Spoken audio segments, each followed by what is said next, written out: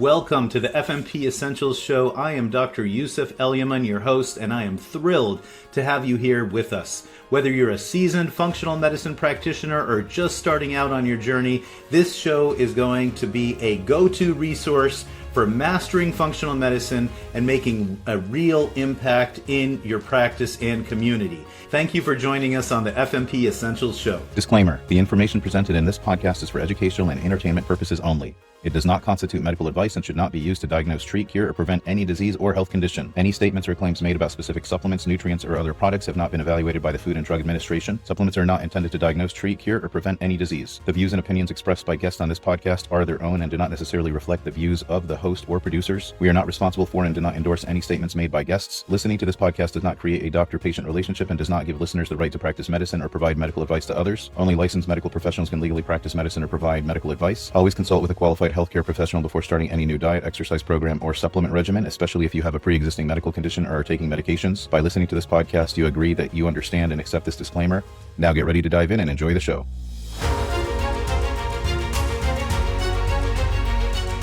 Hey everyone, welcome to the FMP Essentials Show. Dr. E here.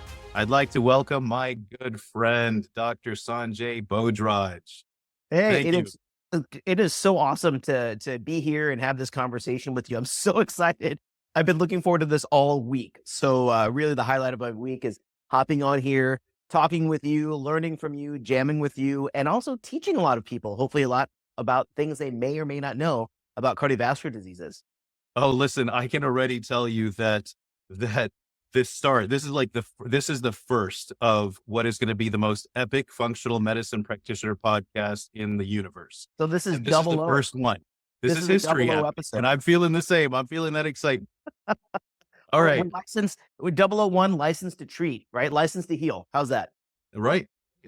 So, Dr. Sanjay, give us your 76-second bio. 76 seconds. So I am a conventionally trained interventional cardiologist. So for those of you who don't know what that means, I was the doc who at 2 a.m, when you have a heart attack, go in there, we do a procedure called an angiogram. I see where your blood vessels are and where they aren't, and open them up with a device called a stent or balloon. So I did cardiac work. I also did structural heart work, heart valve repairs and heart valve replacement, something called the transcatheter aortic valve replacement, as well as peripheral vascular work. So from the neck basically down to the toes, looking at arteries and seeing where there is a problem and doing the best that we have in conventional medicine, which is to open it up with a balloon or a stent. And over the years, I realized that I think we're approaching this the wrong way because I had so many repeat players. People would come back again and again and again with this artery and that artery popping up with blockages here and there. And it really frustrated me because despite our medical treatments, despite the stents and all the great things that we have in the conventional world, something was clearly missing. And so that's what led me into the universe of functional medicine because I felt there's got to be something with diet and lifestyle that's affecting, because I could see in my patients the same patterns kind of popping up again and again. And functional medicine really gave me that answer. So I went through the entire IFM certification. So I am an IFM-CP, probably one of just a handful of cardiologists that went through the whole thing. And now I've started an online diet and lifestyle program to really treat the things that, I should say to heal the things that we can't treat, right? So healing inflammation, healing lifestyle, healing sleep, healing mental stress, and how much of a burden that puts on our cardiovascular system. And it's just been a fascinating journey for me to go outside of balloons, outside of stents, outside of things like statin drugs, to learn about all the different things that affect us and our cardiovascular health. Amazing. I mean, basically the smart approach, the approach that we should actually really that we should really take for almost everything.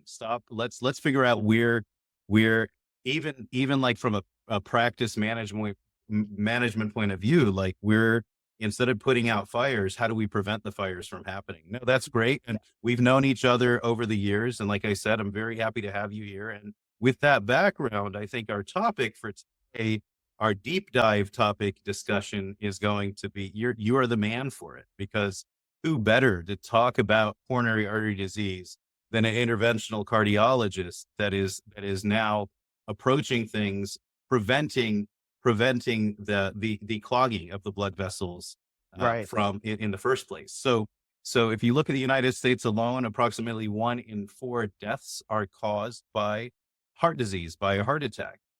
And that's why I think as the first topic for this show. Now let's get into who this show is for. This show is going to be for anybody that is interested in functional medicine, yes, but we're going to be more specialized here to those people that are functional medicine practitioners. And functional medicine practitioner is anybody that is helping other people using a functional medicine lens or a functional medicine mindset. So we may have nutritionists, we may have health coaches, we're going to have physicians like you and me, we're nurse practitioners, PAs, naturopaths. So all of those guys are all of that group are functional medicine practitioners. And what I really hope is that people will be inspired. If they're a practitioner, they will be inspired to become like you and I, functional medicine practitioners.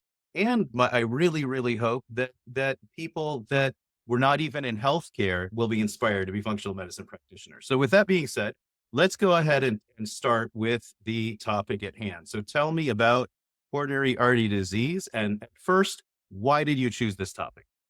So when we think about why you die, right? Why do people die in the United States? And you hit it right on the head, is that cardiovascular disease is one of the main killers across the board.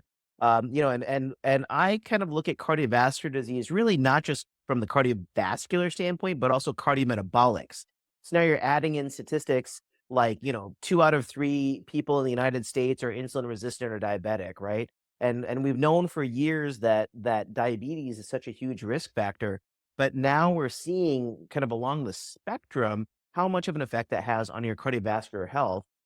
And the other thing about vascular health is that although we put cardio in there a lot of times, we have to also think about neurovascular health, right? Cognition issues, dementia, Alzheimer's, all of these things that are all part of the same spectrum of disease, right? So when we talk about cardiovascular metabolic, we have to realize that it's not just about heart attacks, it's about brain function. It's about certainly heart function.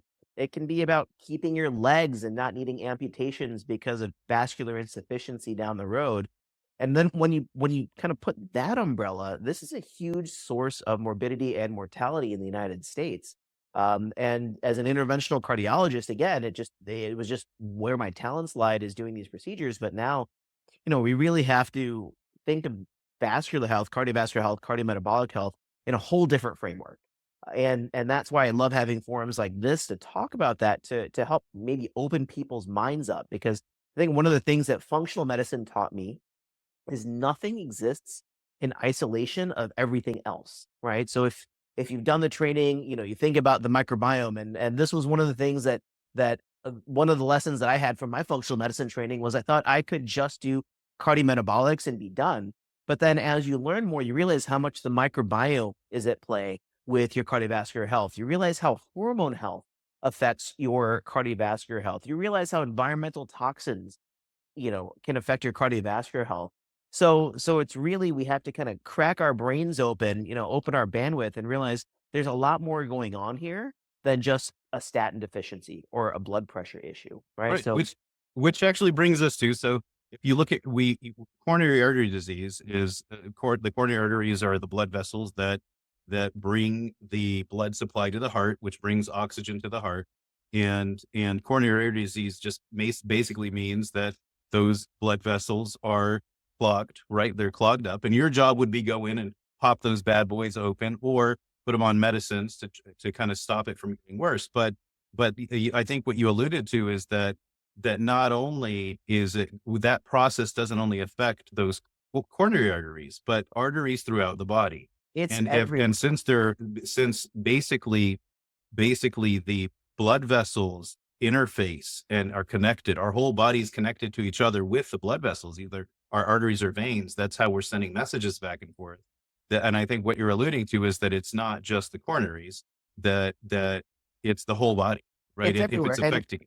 yeah, and that's, a great example of that is the underlying pathology with carotid artery disease, coronary artery disease. Carotid happens in the neck arteries, coronary artery disease happens in the heart, peripheral artery disease happens anywhere else. the underlying pathology is all the same thing. It's just the geography that changes, Right. right? And so when we talk about functional medicine and the matrix and all these things, this is transport.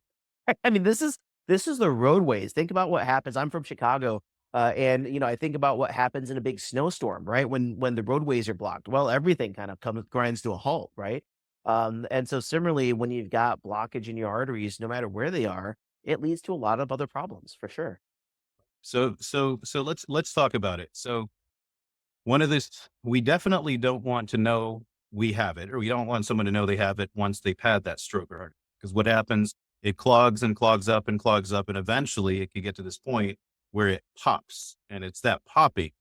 It pops, and then your body forms a clot, and when it forms the clot, then you get a decreased blood supply, and whatever part of the body that's happening to, that tissue can die around it. Right. But Downstream, exactly. Right. But we don't want to find out when it's too late, right? Right. And I think that a lot of prevention goes around checking cholesterol because the thought is that high cholesterol is going to lead or is going to increase your risk of this happening. And I think that as a general kind of conventional approach, we're going cholesterol is going to be one of those things, cholesterol, blood pressure. Right. But how do we, let me ask you though. So you could have, and I'm sure you've seen this more than I've seen it, but we have those patients that will have very high cholesterol. Yet, Mm. if you go in with a catheter, you'll see that they have wonderful blood vessels and there's no clogging at all. And then Yep. you have people that have cholesterol that is Relatively normal, normal. and then Yeah. right, they have a heart attack. Yeah. So so apart from just looking at cholesterol and Yeah. cholesterol levels, how would you diagnose coronary artery disease? Right. So I think there's so much in that stem. So let's take a couple of things. Cholesterol, right? I think that for years we've been right for the wrong reasons. Right. In cardiology, the goal is we want to get that LDL cholesterol as low as possible. And in a sense, I mean, there are definitely studies that show that there are reduced episodes of or reduced major adverse cardiac events, reduced cardiovascular episodes when you decrease LDL to a certain threshold. And for those of you who are practicing, we move the goalposts every few years, right? I remember when I was in med school, it was 130 and then 100 and then 70. And now they're moving it down to 42 and maybe even below in terms of LDL. And we're right in the sense that LDL is all about, is an atherogenic protein or an atherogenic lipoprotein, rather, I should say. But I think we're right for the wrong reason in the sense that LDL in and of itself isn't the devil. I feel that it's actually damaged LDL or oxidized LDL as a result of inflammation in the body, as a result of poor nitric oxide availability, as a result of stress and dietary forces and leaky gut and all those things. So I think what we're going to see then is a bit of a paradigm shift in the way that we look at cholesterol, because the original studies done in the 1980s for the statin drugs and all these things that established that cholesterol is atherogenic were actually done before we had the technology that we've got today, right? So imagine you're watching sports on a black and white TV, right? You say, "Hey, let's come over to my house. We're going to watch, the Olympics are going on right now. Let's watch the Olympics." And everybody comes over and you have a black and white Zenith TV like we all grew up with, right? Well, nobody's getting excited about that because there's so much better technology. You can get an 8K screen, 85-inch television, all these things. And medicine, in particular cardiology, hasn't updated our testing. So rather than just focusing on total LDL, HDL, all these other things, now you're seeing these burgeoning movements to check things like apolipoprotein B, which is a cell surface marker of atherogenic lipids, checking things like LDLP and understanding the difference between particle number and particle concentration, because you can have small, dense LDL particles, which tend to be the more oxidized ones, the one that activate the immune system and actually cause atherosclerosis. Atherosclerosis, for that matter, is a misnomer. It's really atheroscleritis, right? This is an inflammation of the blood vessel, not just a deposition of passive things. So getting back to your original question, diagnosis of coronary artery disease and the screening, half of the people in the United States who have a heart attack have quote unquote normal LDL levels, right? So what we need to do is look at these oxidized LDL, damaged LDL particles, checking markers of vascular inflammation. We can get into that in a moment. But how do you diagnose coronary artery disease? And this is kind of the dirty secret of cardiology that I think for years people hoped wouldn't get out, but I think is very important to discuss with you here, particularly because we have practitioners on, is when you do something like a stress test, when you put somebody on a treadmill, or you're doing a nuclear imaging test or an echo-based stress test, those tests are geared to look towards to look for limitation of blood flow, meaning blockages that are significant enough to restrict flow, which is generally going to be 70% or more, right? And that's what would cause that sensation of angina or chest discomfort, heaviness on the chest, jaw pain, shortness of breath, sweats, acid reflux. People have very different experiences with their anginal type discomfort. So generally you can't just say it's just, I had people that would Google, am I having a heart attack? And it would say, do you have a heaviness on your chest? And they would say no. And then they would come in 2 days later and would have had completed a cardiac infarct because their symptom was something as simple as jaw pain or toothache, right? So normal stress tests are geared towards finding these higher grade blockages, which quite honestly don't rupture, right? They don't blow up, as you said. Those are just what cause insufficient flow that cause symptoms, right? But when we talk about what we call acute coronary syndrome or heart attack, these plaques are the more immature plaques. So they're not the 50, 60, 70%, 80% plaques that have calcium and all that stuff.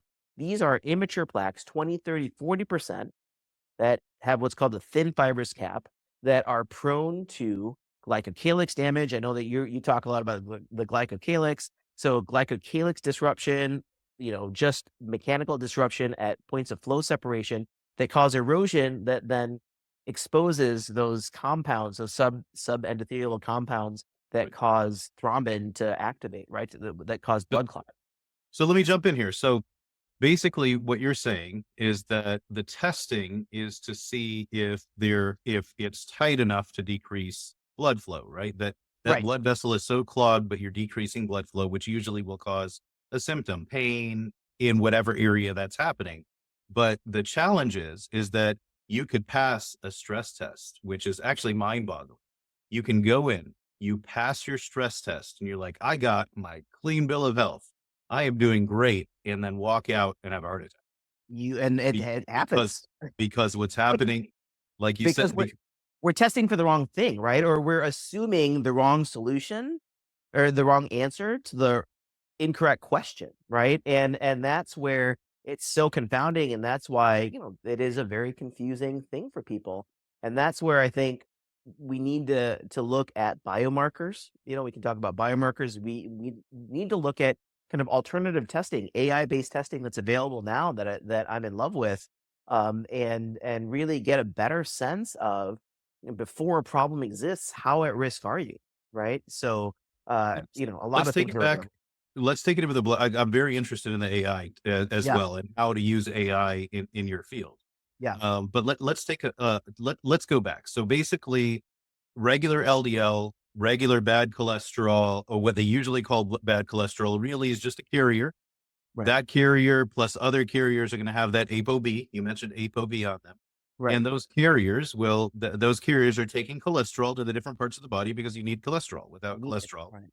yeah, without cholesterol, you die. Yeah. You won't live. Right. You need it to make hormones. You need it for cells. You need it for everything. So, To insulate your need it for nerves, to insulate your brain. Yeah. Cell membranes, all the things.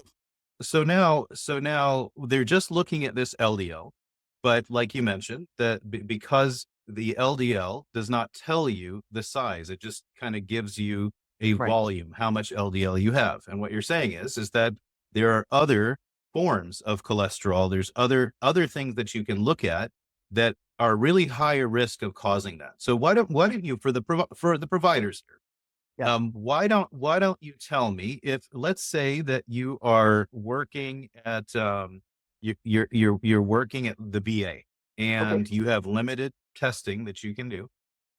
Your patient can't afford to pay for more for anything that's kind of out of pocket. Sure. Yeah. What would be the minimum tests that you would do to get a better analysis? Because we already said you can get a lipid panel, right? If your triglycerides are higher than 75, that's probably not a good thing. You have a higher chance of having the really tiny damaging bad cholesterol as well, right? Right. Your LDL, if it's really high, like 150, 160, 190, that LDL might not be a good thing, but it might be an okay thing. We don't know if it's the big fluffy or the tiny dense. Right. What other tests? You mentioned ApoB. Would Right. you try to get an ApoB on those patients? Yeah. So what people don't realize is that, HDL, LDL, high density lipoprotein, low density lipoprotein, these are when we do the tests, when we do the assays, right? They are different peaks in the NMR profile or whatever the technology is being used. But there's a whole bunch of intermediate density lipoproteins. So IDLs, VLDL, very low density, intermediate density, all of these other populations of lipids that are circulating. And ApoB is a marker on all of these atherogenic lipid particles. So just to back up a little bit, because some people might not be aware, is when we do the conventional lipid testing, we're doing something called an LDL-C, which is an LDL concentration. It's a unit of mass per volume, right? And so if you think about like I think of like Home Depot buckets, right? Those big orange buckets, or if you go to Lowe's or wherever, the painter's buckets, right? You can fill them up with golf balls, or you can figure or tennis balls, right? And you'll get a certain amount of volume per that, or a certain amount of mass per that volume. But the composition of tennis balls and the composition of golf balls are very different, right? They're larger sizes, smaller sizes, all these different things. So when we talk about atherogenic lipoproteins, I call them big and bouncies and small and stickies, right? Is you want the larger, fluffier LDL. The point of LDL to scavenge up or to deliver, as you mentioned, deliver the cholesterol to the areas that you need it.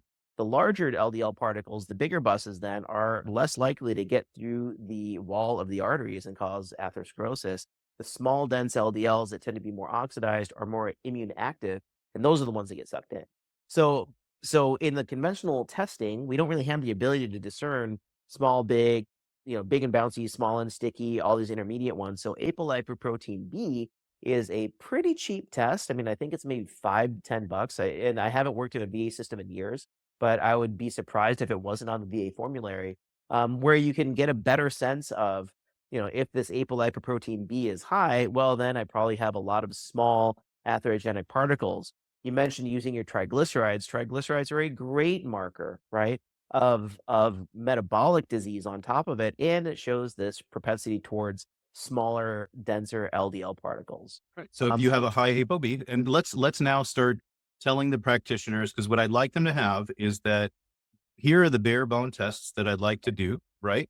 And then and let's now just focus on what tests, and then let them. All right, We can't do all the work for them. We can't do all but we can try, right? And as with everything, give right? them- Clinical correlation is required. You Yeah. have to look at the patient in front of you. But if we're looking at my tests, certainly, Right, I right. mean, I definitely still get a conventional lipid panel, because Right. there's still reasons for that, right? Apolipoprotein B, I think, Okay. is important. I like homocysteine and high sensitivity CRP. You can generally get those anywhere. Homocysteine being a marker of methylation, as you know, but also of oxidative stress and all the other things, gives me a good idea. Similarly with CRP, you get a sense of the inflammation, and those are generally pretty inexpensive tests before you started to get into the really expensive things, or things that may not be Well, available if you're working in a medically underserved area or in a VA system. Let's talk about that. So the homocysteine, when it's high, homocysteine is a neurotoxin and increases clogging of the blood vessel. And that could mean you may have a B12 deficiency, or you have things like an MTHFR gene mutation, which Right, is, where you can't yes. So yes, no, I love checking a homocysteine. And do you check uric acids? We check uric acids with our panels now. Yeah, I mean, there's a book that came out, right? I think Perlmutter had a book, right, where he talked about uric acid, and I think it's something that you can easily get. Uric acid, though, for me, I think of it more as a marker of oxidative stress rather than a problem in and of itself, right? And so you can certainly check a uric acid. At a VA system, you're probably going to be checking that anyway. I do that probably more pointed, more directed with my patient than just as a blanket kind of everywhere. But again, I think it's an inexpensive test that you can do that does have some correlation with cardiovascular disease. We did, because high uric acid actually can deplete nitric oxide, which we want good high amounts of nitric oxide. And I know we do it as just part of our panel, and like it's a cheap test. Like you said, It can tell us, it actually can give us another piece to the puzzle. And you mentioned Dr. Perlmutter. So he did a great job kind of with his book explaining how high uric acid, um, what causes it. And one of the big causes is high amounts of sugar like fructose. So when I see their uric acid high, I am going to tell them, hey, we got to cut down fructose, we got to cut down alcohol. And then if I see, we didn't mention it yet, but an A1C, the average 3-month blood sugar high, then I'm saying, okay, we got to cut down the glucose, the Yeah. sugar. Yeah. So do you think an A1C is a good test to take a look at? Yeah, I mean, I think A1C, you have to understand what A1C is, right? So it's the average, glycosylation over 3 months. In my program that I run, my metabolic program, people will get A1Cs checked and it remains elevated and they get, frustrated with me, what's the deal? How can this be? And they don't realize that there's a 3-month lag, right? So if someone is really making great diet and lifestyle changes, sometimes it can be a little bit disconcerting to them to not see the needle move that much. But I think A1C is a really important test to have. Honestly, when we're talking about metabolic testing, I know that we're kind of getting a little bit off of the normal routine things, but I think everyone should have a CGM, a continuous glucose monitor. I think those should be just as available as blood pressure machines or bathroom scales because it is just such an important part of understanding kind of how your body functions. That's maybe for a different discussion, but getting back to lab Right. testing, yeah. Definitely. I think that uric acid is playing a role, and there are definitely practitioners employing it more and more frequently. And so it's just it's just what you're used to, right? What you're used to ordering. But I think that's a great So slate. let's get a good panel. So if we're on a budget, you got that ApoB, maybe a high sensitivity CRP, and Right. conventional labs are offering it. If you can get a homocysteine, just be careful with your billing codes. Fatigue, you always have to play around and see what code will cover it. Right. Maybe a uric acid. I've not seen any issues covering uric acid. If you can, justify an A1C, maybe an insulin resistance score. Is there any other testing that you would say that, because let's say that people are not doing these advanced testing and Yeah. these practitioners want to start asking, and maybe there is that person that wants to be a functional medicine practitioner listening or just listening because they like podcasts and they want to know, hey, what test should I ask my doctor for? Is there anything else that you would recommend to take a look at in the blood? I mean, I with like cost is no concern or Cost still is a trying to. concern in the beginning. What about Okay. LP little a? LP Yeah, little a. so LP little a is an emerging marker. And it's funny how your algorithm on your social media works, right? Because I've got all these things now that are popping up, know your LP little a, all these things, because there's a therapeutic coming out. There's, I think, 3 currently in phase 3 trials that they may have finished they're just in the follow-up phase. So a commercial product getting released. But for those of you who don't know what LP little a is, it is another lipoprotein that sits on the surface of cholesterol particles, particularly LDL particles, and it's like a force multiplier for atherogenesis. So you'll see there was a personal trainer from The Biggest Loser, really fit guy, all the things that you would expect of someone who would never have a cardiovascular event. He ended up having a heart attack, and they found out that he had a very elevated LP little a. So it's one of these things that for years we've known about as cardiologists, we just didn't have anything to do, right? So what do you do in that situation? Well, optimize diet and lifestyle and all the great things. Now that we have a therapeutic coming out, and the testing I think is still a little bit expensive. So it might not be something that you can get in all markets, but I think these are then additional markers that we can get to look at, additive risk calculation, additive risk scores to get a better idea of, when you have the person in front of you, what is that person's cardiovascular risk, right? So, And so it's genetic. So if you have if LP little a, you check it and it's high, that's genetically driven, like then you can follow it. But if it's low, you don't have to just keep checking it with every panel, right, right? yeah, it's like a one and done. I mean, there are some therapeutics, so like the injectable cholesterol medications that are available now, what are called the PCKS9 inhibitors. They have shown like a 15 to 20% drop in LP little a. I would caution the practitioners out there just to say, just because a biomarker is decreased doesn't necessarily mean the risk is decreased, right? So what you want to see is with cholesterol medicines in particular, 2 phases of the study. Once it's released, number 1 will be the biomarker trial to show that intervention XYZ decreases the marker by 50% or whatever it may be. But the really important thing to look at as well is the mortality benefit, which is always a second study because they have to wait for the patients to have outcomes over 3 years or 5 years or whatever it is, to see if now decreasing that metric, that biomarker, actually leads to improvement in cardiovascular health, right? So these things may be coming, and that was the same thing for statin drugs. That was the same thing for aspirin. I mean, this is just the way cardiovascular trials are run, particularly when you're using a biomarker as a surrogate for a hard clinical endpoint like stroke and heart attack and things. So it's Okay. super intriguing, super interesting. I do have some patients that I've checked it on. My 45-year-old marathoners that have had now 5 or 6 stents. I've checked LP(a) and it is high. And really, my best advice to them right now, the state of the art is really, really optimize your diet and lifestyle. You have to think of this as a 24/7 job. And then we'll see with these new medicines and these new things, what's going to come of it. And we can do a whole podcast on LP(a) and the little things that help. So, but I do think practitioners really want to be aware of it. So I Yeah. think we have a decent amount of a panel. And I think kind of reiterating what you said, this is just looking at, do you have that perfect storm? Do you have the right setup to be causing clogging of the blood vessel or atherosclerosis? Yeah. That's really that's really what we're looking at, because like you said, you have things like a stress test that they're only looking and seeing that it's very, very clogged and it doesn't tell you much. So Right. just kind of moving along, how would you diagnose and let's kind of knock out, let's kind of now knock out, we had the discussion, let's start knocking out, what do we do now? So first of all, how would you would look at advanced lipid testing to see if you're the perfect storm for clogging of the blood vessel. But then the next step is, would you do testing to diagnose clogging of the blood vessel? Yeah. So again, with the treadmill test and everything, you're going to see these flow limiting blockages, right? But what about the 50, the 40, the 30% blockages?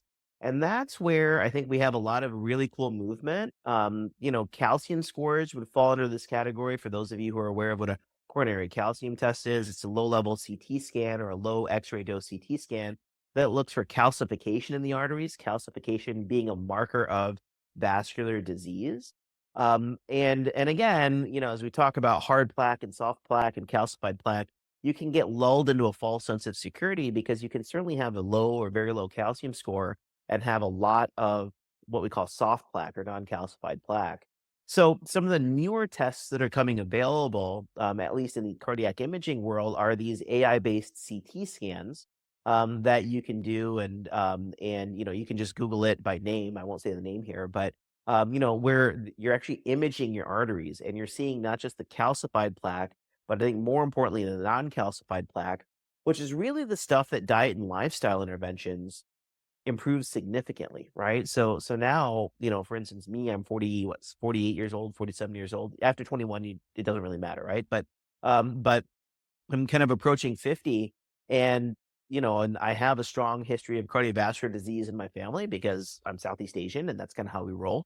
Right. So I'm getting a CT angiogram of my heart with this kind of AI software to get a better sense of, how scared do I need to be? Right. So I think that we'll start to see these technologies get better and better. Right now, there's a lot of radiation, or there is some radiation consideration, so we don't want to offer it to everybody. But I think particularly kind of plucking out the higher risk individuals by doing things like advanced lab testing and markers of vascular inflammation and homocysteine and methylation, all these things, plucking out the people who are at higher risk, I think makes a lot of sense, right? Because this is Older. one of the things. This is one of the things you want to know before it happens, right? The best way to manage a heart attack is to manage never to get one. Right. And so that's what we're trying to do now with cardiology, really forward facing.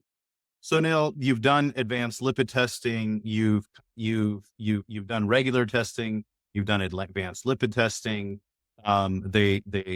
You're now trying, you've kind of saw, or you've kind of figured whether you want to do a coronary calcium score or not. Do you want to do any extra testing?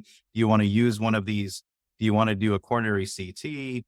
Outweigh the risks and benefits of radiation versus not. And now you have somebody that either has coronary artery disease, by like you have proof they have clogging of their blood vessels, or you have somebody that actually has that imbalance that pretty much tells you they most probably are having that process happening and we want to reverse the process. So Right. how do you treat it? And let's focus on, as a functional medicine practitioner, how Right. am I going to treat it? Well, I mean, I think great question. One of the first things I do is try to get their diet in check, right? So IFM has this great cardiometabolic diet. I mean, that's what I do now. Like I said, is run an online program for this, but really getting processed foods out of the diet. You mentioned, fructose and the sugars.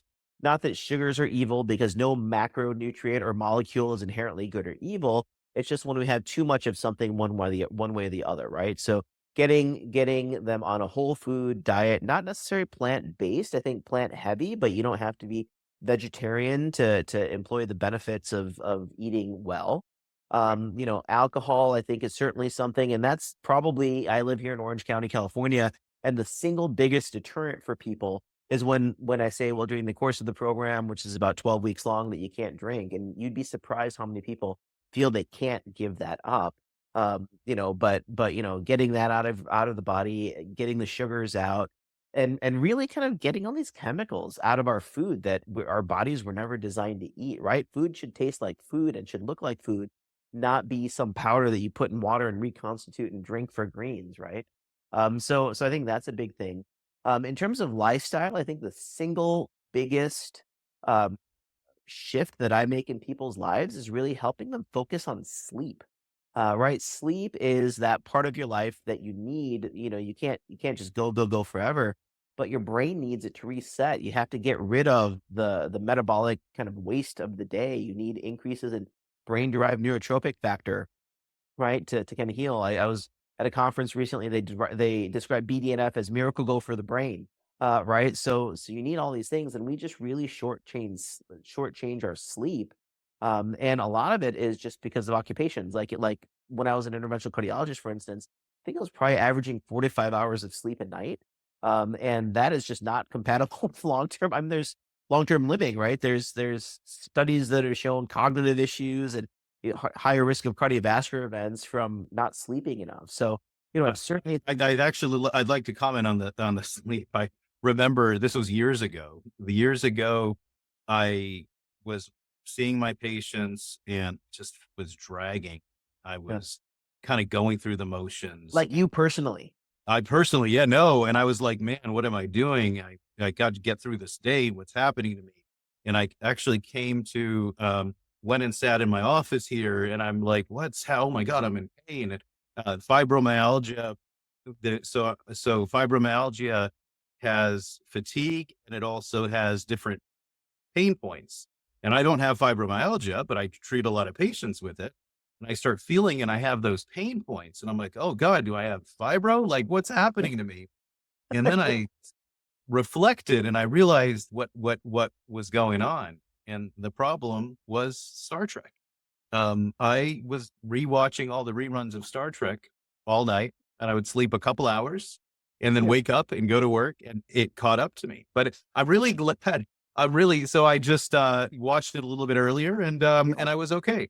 Are you like a And I'm next glad you generation mentioned guy, sleep. or we gotta take a pause here from the serious talk? Are you like a next generation guy, or are we talking about like Deep Space Nine, or original? I love Next Generation, and Okay. well, I love Deep Space Nine. Honestly, so I kind of rewatched them. I used to just love Next Generation, but Yeah, I'm a when I next started generation. rewatching them lately, when I Yeah, got my fibro, I yeah. ended up really loving Deep Space Nine. Oh, And really? I never watched that one. But to oh no, your point you got though, it. You don't know what you're missing.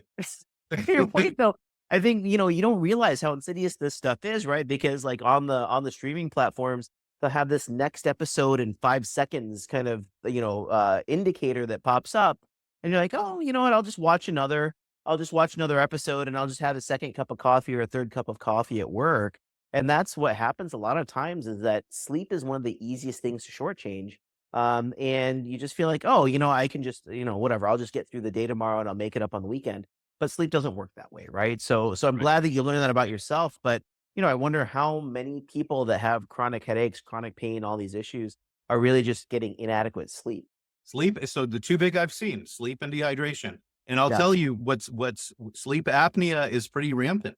And here's the Yeah. pearl. So here's the amazing thing. We already dropped all these nuggets that practitioners wouldn't normally get. And here's another nugget. You guys ready? Can you feel how ready they are? I can feel the energy. I can feel it. Yeah. So in the blood, one of the things that you can get in the panel is this NT-proBNP. Pro-B, N is in Nancy P. And when that's elevated, that could be an indication that you have sleep apnea or you have paroxysmal atrial fibrillation, which I'm going to bring you back on for another show about atrial fibrillation. Yeah, I mean, NT-proBNP is a marker of atrial strain, right? So when you are apneic, you're breathing in against a fixed glottis that causes a huge adrenergic burst, right? You're getting this epinephrine, norepinephrine, and that causes a lot of stress and strain on the atria. And if that happens over time, you can get fibrosis, atrial fibrillation, all the things, right? AFib is an inflammatory process. But I mean, another thing I'll drop a bomb on you here is a UPenn study that showed if you lose 10% of your body weight in fat, you actually open up your airway by 50%. So just losing 10% of your body weight, can open your airway significantly. And so I see a lot of people where all of a sudden, we track sleep metrics and things. All of a sudden, when they're kind of in the middle or towards the end of the program, we're seeing them reach that stage 4 of that REM sleep because now they're able to get there. Their brain waves can get there to that restorative phase of sleep because they're able to oxygenate, right? Like what an amazing, simple thing that is. What about exercise? What about exercise? Is it good or bad? What do you recommend? Yeah. So what do you tell your patient? I'm a big fan of strength training personally. And so I think when people think of cardiovascular health, they really just think of treadmills and stairmasters and stair steppers and walking, which is great, right? Cardiovascular, getting out there, but resistance training, particularly when we kind of put that lens of cardiometabolic, right? Increasing your lean muscle mass becomes hugely important. Muscle has a insulin independent uptake of glucose. So you're able to use glucose better in your system with more lean muscle mass. Again, increases brain-derived neurotrophic factor, increases nitric oxide resistance training and isometrics. As we get older, our body's ability to synthesize nitric oxide goes down significantly. And so, I think we need to have a in between. So kind of my 3 Venn diagram circles are strength, endurance, and stretch, actually flexibility, which is, I think, one of the things that people don't realize is just something simple as having the strength and the flexibility of being able to get off of the floor, right, becomes a bigger deal as we get older. I think of my grandmother in India. She was a beast. She was strong and lived till forever and had her brain and all that stuff, but she was getting up. She was going out there. She was walking to the market to pick up her groceries every day and sitting on the floor and getting up and all the things. And, she probably never saw the inside of a gym a day in her life. I can pretty much guarantee that. But I mean, she was doing the things that humans were designed to do, right? Not sit in a chair like this for hours at a time. So exercise. I got it. Oh no, go ahead. Go ahead. Well, so I think exercise in any shape, way, shape, or form is important. But one of the things that I really preach about is joy and happiness, right? And forget happiness, man. I want to get back to exercise. I got a question. Yeah. No, but do something you enjoy. Like if you don't like being on a treadmill, don't be on a treadmill. Go walk outside. If you don't, if you like dancing, listening to this podcast, listen to the podcast. That's joy, but do it while you're on a treadmill or something, maybe where you're happy. Yes. Listening to the podcast on a treadmill would make it easier, but going outside is even better. No, but I had a really serious question. I mean, I joking around is okay sometimes, but like, this is serious, man. So we were at the AIC together and it was great catching up and it was great seeing you. Yeah. You ready? Right. So I'm ready for them. You're a strength trainer. You lift heavy weights. Which one of the IFM faculty, who do you think you could beat at an arm wrestling match? Well, the problem, like you have to be, I think, over 6 feet tall to be IFM faculty. And so I got there. So me standing at an imposing 5'5", I think I've got Saxena though. I think I could take her in an arm wrestle. So? Yeah, I don't know. She looks wiry and tough. Listen, dude. Listen. So they had no idea how tall you were. You look huge on video. Yeah. So now you just let them know that you're not 6. You're 5'11", well, right? I tell you, like, she probably has some jiu-jitsu background. She kind of looks like she might. So I don't know, but in an arm wrestling match, I don't know. What do you think? I've never like Hyman is pretty tall. Luby. I'm trying to think of uh Dan Lucas's tall.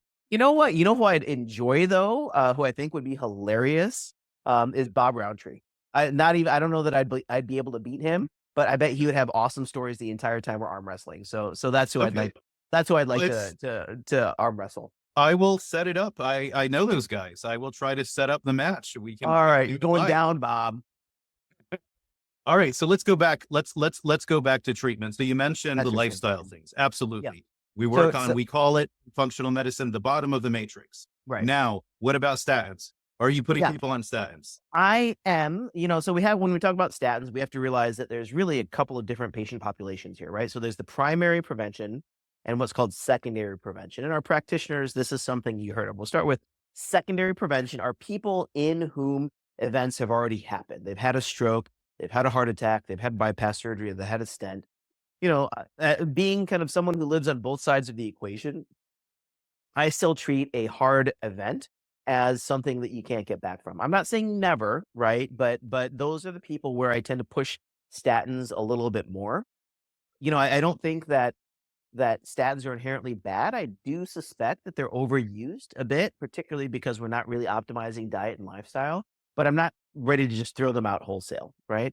There are SNP tests that you can do, genetic testing, to see if somebody has a situation where they may deplete CoQ10 a little bit faster on statin medications. And so that's something that I recently have started incorporating into my clinical practice, are this pharmacogenomic testing to see if maybe this is someone who I need to supplement. Because all of you, anyone who's done this has had patients who say, "Oh my God, the CoQ10 made a huge difference," and others that are kind of like, "Meh, not a big deal," right? Well, rather than, I don't like guesswork, and so just get the guesswork out of the way, run the SNP and SNP tests and see if they have this marker that causes them to deplete CoQ10, so you can kind of get that there. And I'll The tell you, for me, so CoQ10, you have two forms. You have ubiquinol and right, ubiquinone. and ubiquinone, right, Ubiquinol is the way that I remember it is all people can take ubiquinol. Ubiquinol is the form that is the reduced, whereas the rusted or oxidized form is ubiquinone. So right, I like giving ubiquinol, and I actually will check if I have a patient, those really high risk patients, those patients that already have disease, like you mentioned, the ones that now this is lifestyle exercise isn't going to be enough. I will put those patients, I will check CoQ10 levels, and I will make sure that their CoQ10 level is greater than 3 while I'm putting them on ubiquinol. And I like what you mentioned. Actually, Dr. Saxena kind of um, told me years ago, kind of made me aware of research that showed that you could potentially go on a statin 2 days a week. And I will put them on like a rosuvastatin on right. Mondays and Thursdays, and it works great. It drops that And LDL. is that like in a primary or secondary prevention population? A more a primary, but this is Right. what I do. A lot of my population don't want statins. That's why Yeah. they're coming to our office, right? They don't Sure. want them, but they also don't want to have a heart attack. And Right. we try everything. We try to not put them on it, but for those people, secondary prevention, they already have heart disease, and maybe they're not doing well with the statin or they're refusing a statin. Getting them at least to do it 2 days a week will Yeah. will and you see it drop, but you also I believe that giving the body a little bit of a break a couple days in between may be a good thing. Well, and there's all sorts of strategies. So I would generally employ that. Yeah, I mean, believe it or not, as a cardiologist, I'd probably say 40% of my patients did not want to be on a statin, who needed it, right? So a secondary prevention population. So you can come up with strategies, alternate day dosing, follow the trends, that sort of thing. Generally, just like you did, I would use what's called a high potency statin.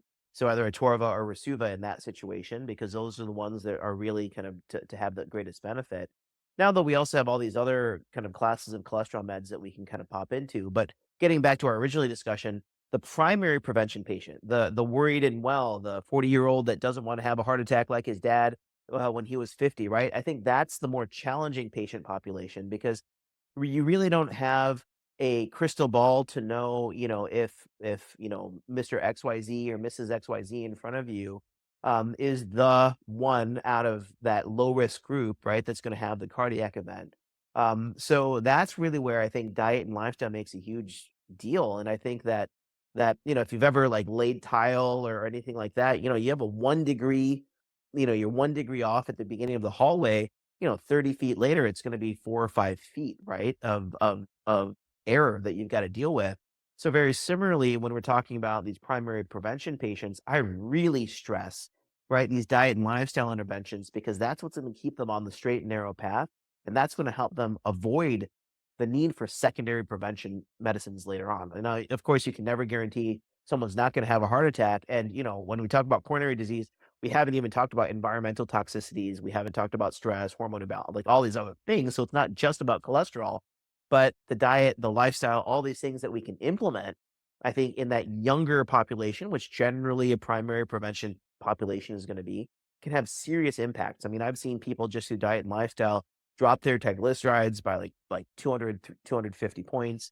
LDL decreases on a regular basis because we're reducing the inflammation and we're getting their body into a more natural state, right? Which is what we're supposed to do, not the standard American diet of stress. And, I used to call it the old truck driver diet of cigarettes and coffee when I worked in the Midwest. Is that, we're just running on adrenaline all the time. And there's a huge cardiovascular toll to that. So no, thank you. So we talked about why it is important. We talked about why it's challenging to diagnose. We talked about we also talked about doing a deeper dive and checking advanced lipid testing and some other markers that could tell us that clogging is brewing. Yeah. The process is set in motion. The process is happening. We talked about testing. We talked about some advanced testing, and then we talked about treatment. And I think we talked about cardiometabolic food plan. I love the cardiometabolic food plan from IFM. And yeah, I think that was great. I think that this gives us enough to kind of get started. For those of you that are not doing advanced lipid testing, it's time to start doing some advanced lipid testing in your office. Take a look at the transcript, take a look at what we're talking about, come up with your own panel and just start doing it. And now it's time for us. It was a great overview, but it's time to spill those organic functional medicine beans. Now we're going to get real, right? Now tell me about, roll up my sleeves. Roll up your sleeves. Okay. Tell me about your journey with coronary artery disease. Let's just cut it all out. Here are the secrets, right? When we want to kind of save the practitioner time, and we want to kind of understand there is an experience, there's a clinical experience that we have doing this that you're not going to get from artificial intelligence.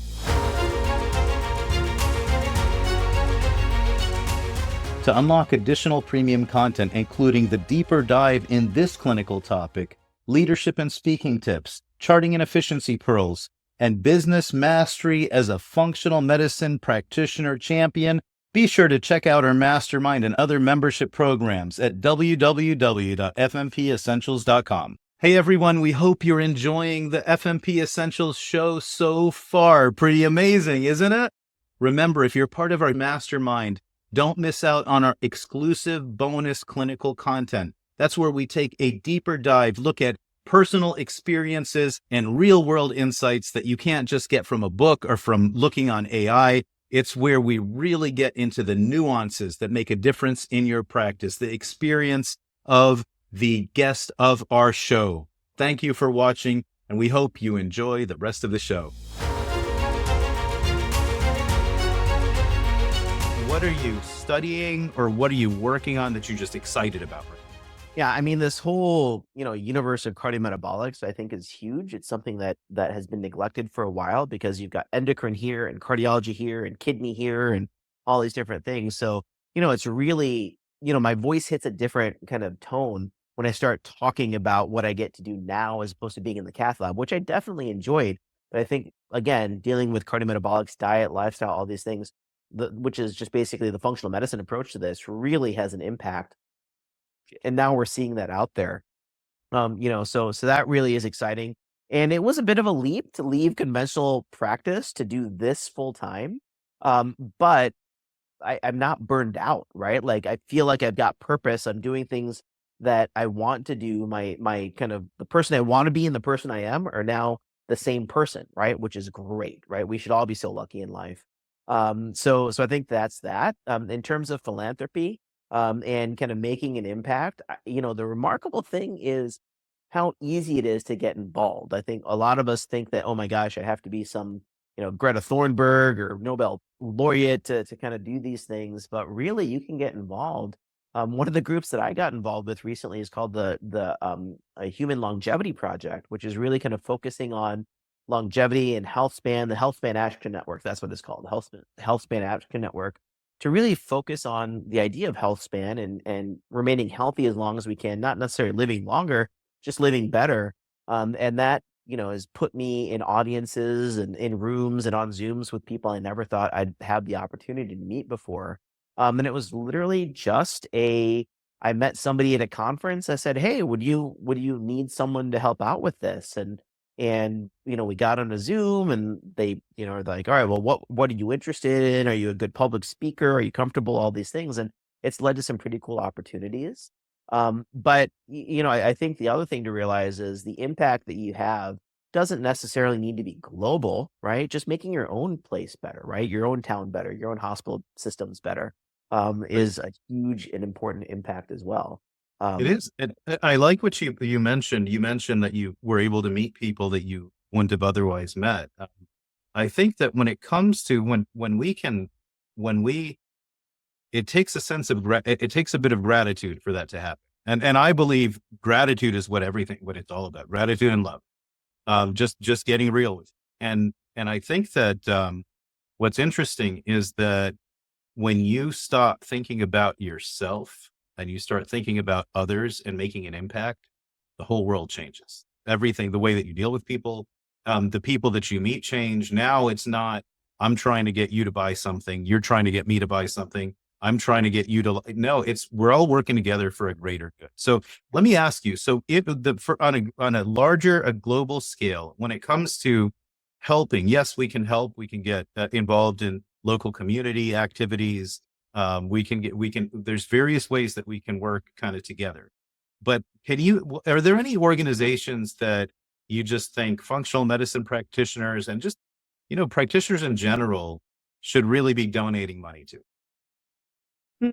Hmm.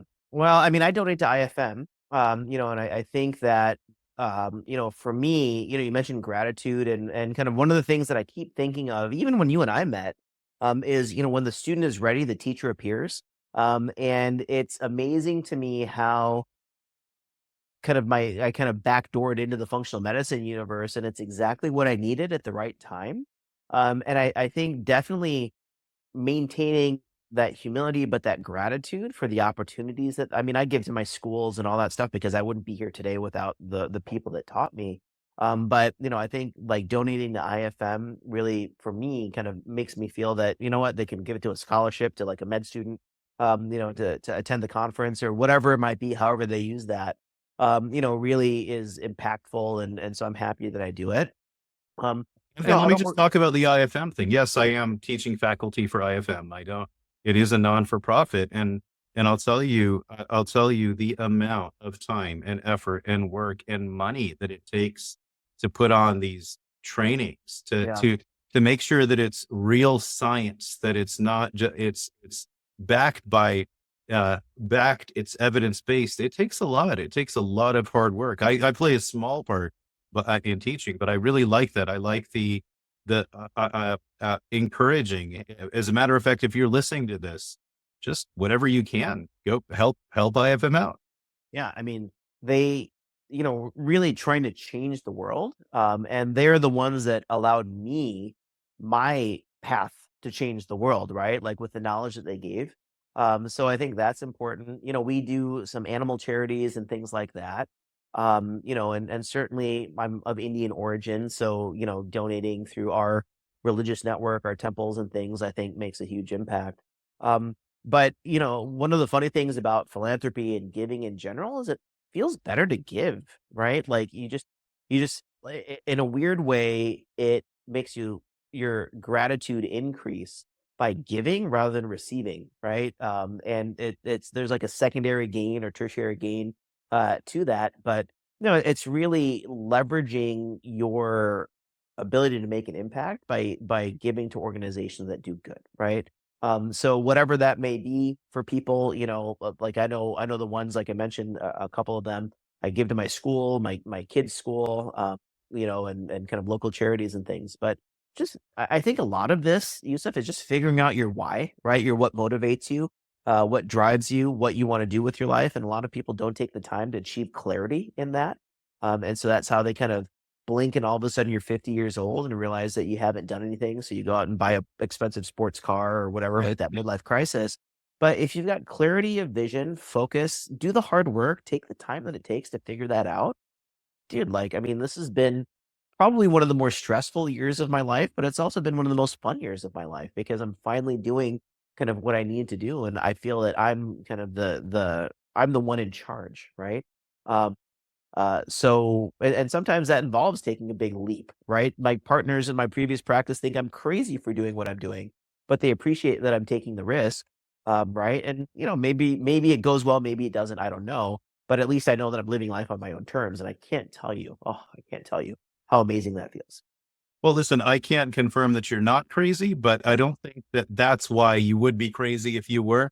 Now, I Yeah, have to say thank you so much. You know what? Your patients and your staff and the people around you are very fortunate to have you. Thank you. We're talking about being generous, but the most precious thing we have is our time. And you've been very generous with your time. Thank you for trying to help make the world a better place, help these functional medicine practitioners. Thank you for your wisdom, your experience. I mean, you could be in the cath lab. You could have made another $500 times how many caths could have you put in this time? like my record in a 24-hour period, I think, was yes, 14. nice. Yeah, yeah. So thank you for we sincerely, bottom of my heart. How can practitioners stay connected with you? Yeah, so you can go. I'm on socials. So Dr. Sanjay MD, DOCTOR, SANJAY MD on Instagram and Facebook. And then my metabolic program, if you're interested, www.well12, WELL12.health. And I'm happy to teach you more about the program and what we can do for people. But it's amazing what diet and lifestyle can do. Awesome. Thank Yeah. you. Have a great day. Thanks everybody for listening. Hey everyone, I'm Dr. Yusuf Elyaman. We hope you enjoyed the show. For more exclusive content from this interview, check out our FMP Essentials Mastermind. Make sure you check out our website at www.fmpessentials.com for our blog and other content. If you enjoyed this show, please, please, please subscribe. Give us a like. It helps way more than you could imagine. Thank you for watching. Follow us across all social media platforms at FMP Essentials HQ. Please don't forget to share this with your practitioner friends, and we'll see you in the next episode.